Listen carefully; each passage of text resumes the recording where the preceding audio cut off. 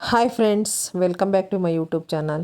ಇವತ್ತು ಬದನೆಕಾಯಿಂದ ಚಟ್ನಿ ಮಾಡಿ ತೋರಿಸ್ತಾ ಇದ್ದೀನಿ.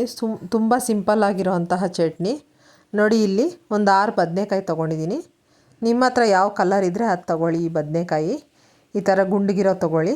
ಒಂದು ಟೊಮೊಟೊ ತೊಗೊಂಡಿದ್ದೀನಿ. ನಾನು ಮಾಡೋದು 3ರಿಂದ 4 ಜನ ತಿನ್ಬೋದು.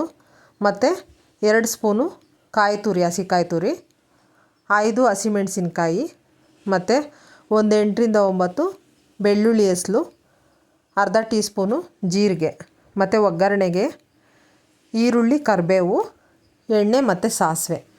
ಇಷ್ಟು ಇಂಗ್ರೀಡಿಯೆಂಟ್ಸ್ ಬೇಕು. ಈಗ ಹೇಗೆ ಮಾಡೋದು ಅಂತ ನೋಡೋಣ ಬನ್ನಿ.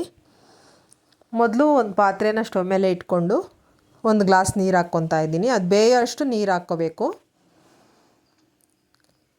ಈಗ ಟೊಮೊಟೊ ಹಾಕ್ಕೊತಾ ಇದ್ದೀನಿ. ಬದನೆಕಾಯಿನ ಒಂದೊಂದಾಗೆ ಕಟ್ ಮಾಡಿ ನೋಡ್ಕೊಳ್ಳಿ. ಹುಳ ಇರುತ್ತಲ್ಲ, ಚೆಕ್ ಮಾಡ್ಕೊಂಡು ಹಾಕ್ಕೊಳ್ಳಿ. ಅರ್ಧಕ್ಕೆ ಹೋಳು ಮಾಡಿ ನೋಡಿ. ಮೆಣಸಿನ್ಕಾಯಿನೂ ಬೇಯಿಸ್ಕೋಬೇಕು. ಅದ್ರ ಜೊತೆ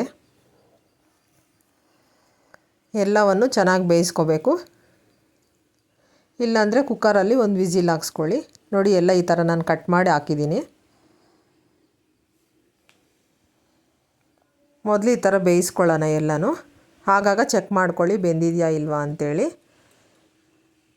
ನೋಡಿರಿ, ಈ ಥರ ಪ್ರೆಸ್ ಮಾಡಿ ನೋಡಿದಾಗ ಮೆತ್ತಗಾಗಿರುತ್ತೆ. ಈ ಥರ ಬೆಂದಿದೆ ಅಂತ ಅರ್ಥ. ಈಗ ಸೈಡ್ಗೆ ತೆಕ್ಕೊಳ್ಳೋಣ. ಅದನ್ನು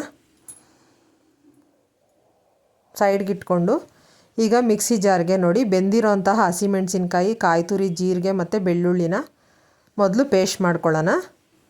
ಇದು ಕೂಡ ಬದನೆಕಾಯಿ ಮತ್ತು ಟೊಮೊಟೊವನ್ನು ಆರಿದ ಮೇಲೆ ತರಿಯಾಗಿ ರುಬ್ಕೋಬೇಕು. ಪಲ್ಸ್ ಮೂಡಲ್ಲಿ ರುಬ್ಕೊಳ್ಳಿ, ಸರಿಯಾಗುತ್ತೆ. ನಾನಿಲ್ಲಿ ಸುಮ್ಮನೆ ಸ್ಮ್ಯಾಶ್ ಮಾಡ್ಕೊತಾ ಇದ್ದೀನಿ ಕೈಯಲ್ಲೇ. ಮಿಕ್ಸಿಯಲ್ಲಿ ಕೂಡ ಈ ಥರ ತರಿಯಾಗಿ ರುಬ್ಕೋಬೋದು, ಚೆನ್ನಾಗಿರುತ್ತೆ ಟೇಸ್ಟು. ನೋಡಿ, ನಾನು ಈ ಥರ ಸ್ಮ್ಯಾಶ್ ಮಾಡ್ಕೊತಾ ಇದ್ದೀನಿ ಲೈಟಾಗಿ. ನಮ್ಮ ಚಾನಲ್ನ ಇನ್ನೂ ಯಾರಾದರೂ ಸಬ್ಸ್ಕ್ರೈಬ್ ಮಾಡದೆ ನೋಡ್ತಾ ಇದ್ದರೆ ಪ್ಲೀಸ್ ಸಬ್ಸ್ಕ್ರೈಬ್ ಮಾಡ್ಕೊಂಡು ನೋಡಿ. ಪಕ್ಕದಲ್ಲೇ ಬರೋವಂತಹ ಬೆಲ್ಲೈಕನನ್ನು ಕ್ಲಿಕ್ ಮಾಡಿ ನಮ್ಮ ರೆಸಿಪಿಗಳನ್ನು ಶೇರ್ ಮಾಡಿ.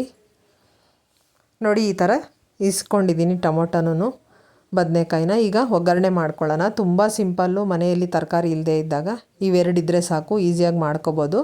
ಒಂದು ಟೈಮ್ಗೆ ಈಸಿಯಾಗಿ ಆಗುತ್ತೆ ಈ ಚಟ್ನಿ. ಈಗ 2 ಟೀ ಸ್ಪೂನ್ ಎಣ್ಣೆ ಹಾಕ್ಕೊಂಡು ಸಾಸಿವೆ ಹಾಕ್ಕೊತಾ ಇದ್ದೀನಿ. ಸಾಸಿವೆ ಸಿಡಿದ ಮೇಲೆ ಒಂದು ಈರುಳ್ಳಿ ಮತ್ತು ಕರಿಬೇವು ಇವನ್ನ ಚೆನ್ನಾಗಿ ಬೇಯಿಸ್ಕೋಬೇಕು. ಖಾರ ನಿಮಗೆ ತಕ್ಕಾಗ ಹಾಕ್ಕೊಳ್ಳಿ. ನಾನೊಂದು 5 ಹಸಿಮೆಣಸಿನ್ಕಾಯಿ ಹಾಕ್ಕೊಂಡಿದ್ದೀನಿ ಇಲ್ಲಿ. ಈಗ ಈರುಳ್ಳಿನ ಚೆನ್ನಾಗಿ ಫ್ರೈ ಆದಮೇಲೆ ರುಬ್ಕೊಂಡಿದ್ದೀವಲ್ಲ ಅದನ್ನು ಹಾಕಬೇಕು.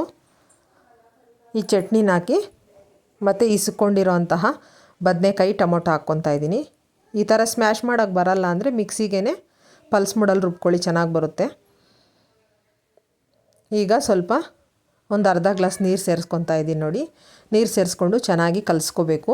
ಇದು ಮುದ್ದೆಗೆ, ಅನ್ನಕ್ಕೆ ಮತ್ತು ರೊಟ್ಟಿಗೆ ಎಲ್ಲದಕ್ಕೂ ಚೆನ್ನಾಗಿರುತ್ತೆ ಕಾಂಬಿನೇಷನ್ನು. ತುಂಬ ಟೇಸ್ಟಿಯಾಗಿರುತ್ತೆ ಇದು. ಈಗ ರುಚಿಗೆ ತಕ್ಕಷ್ಟು ಉಪ್ಪು ಹಾಕ್ಕೊಳ್ಳೋಣ. ಉಪ್ಪು ಹಾಕಿ ಕಲಸಿ. ಜಾಸ್ತಿ ಹೊತ್ತೇನು ಕುದಿಸೋ ಅಗತ್ಯ ಇಲ್ಲ. 1 ನಿಮಿಷ ಕುದಿಸ್ಕೊಳ್ಳಿ ಸಾಕು ಇದನ್ನು. ಈಗ ನೋಡಿ, ರೆಡಿ ಆಯಿತು ಬದನೆಕಾಯಿ ಚಟ್ನಿ. ನಾನು ಮುದ್ದೆ ಮತ್ತು ಅನ್ನದ ಜೊತೆಗೆ ಮಾಡಿದ್ದೀನಿ.